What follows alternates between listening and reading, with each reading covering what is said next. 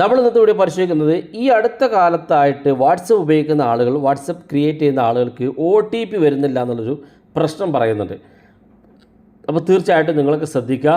ചിലപ്പോൾ നിങ്ങൾക്കും ഈ ഒരു പ്രശ്നം സംഭവിക്കാം. അതുകൊണ്ട് വീഡിയോ മുഴുവനായിട്ട് കാണുക.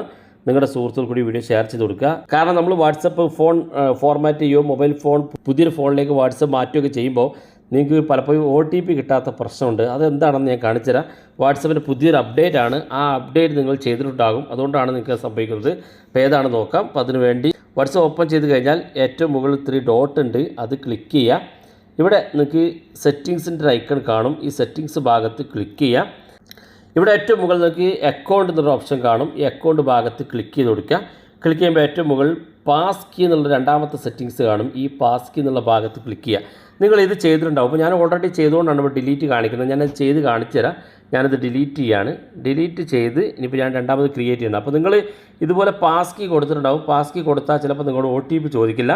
നിങ്ങളിവിടെ എന്താണോ പാസ് കീ കൊടുത്തത് ആ പാസ്വേഡ് അടിച്ചു കൊടുത്താൽ മതി. പലപ്പോഴും പല ആളുകളും OTP വരുന്നില്ല എന്ന് പറഞ്ഞ് ഒരുപാട് ആളുകൾ ആവലാതിപ്പെടുന്നുണ്ട്. പ്രശ്നമാക്കണ്ട. നിങ്ങൾക്ക് ഇത്തരത്തിൽ നിങ്ങൾ എന്താണോ പാസ് കീ കൊടുത്താൽ മതി. OTPക്ക് വെയിറ്റ് ചെയ്യേണ്ട ആവശ്യമില്ല.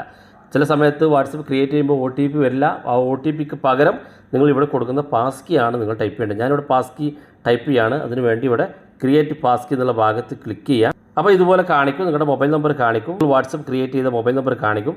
കണ്ടിന്യൂ ക്ലിക്ക് ചെയ്ത് കൊടുക്കുക. ഇവിടെ ഒരു എൻ്റർ പിന്ന് ടൈപ്പ് ചെയ്യാൻ പറയും. ഞാൻ ഓൾറെഡി ഇവിടെ പിൻ സെറ്റ് ചെയ്തുകൊണ്ടാണ് അങ്ങനെ കാണിക്കുന്നത്.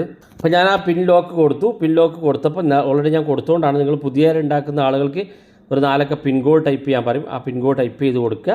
വെരിഫൈ ചെയ്ത് കൊടുക്കുക. അതിനുശേഷം കണ്ടിന്യൂ ക്ലിക്ക് ചെയ്ത് കൊടുക്കുക.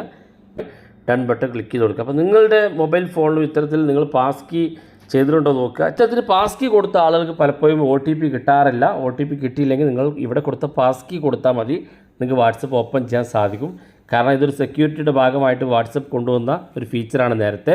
ഇത് പലപ്പോഴും നമ്മുടെ മൊബൈൽ ഫോൺ ഹാക്കായൊക്കെ പോയി കഴിഞ്ഞാൽ നിങ്ങളുടെ സിം കാർഡൊക്കെ അവരുടെ കയ്യിൽ കിട്ടിയ OTP കിട്ടുകയൊക്കെ ചെയ്ത് കഴിഞ്ഞാൽ നിങ്ങൾ കൊടുത്ത പാസ്വേഡ് വെച്ച് നിങ്ങൾക്ക് ലോഗിൻ ചെയ്യാൻ സാധിക്കുന്ന ഫീച്ചറാണ്.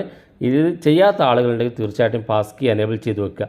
വീഡിയോ ഇഷ്ടപ്പെട്ടെങ്കിൽ നിങ്ങളുടെ സുഹൃത്തുക്കൾക്ക് മറക്കാതെ ഷെയർ ചെയ്ത് കൊടുക്കുക. ഇതുപോലുള്ള വ്യത്യസ്തമായ അറിവുകളുമായി നമുക്ക് അടുത്ത വീഡിയോയിൽ കാണാം.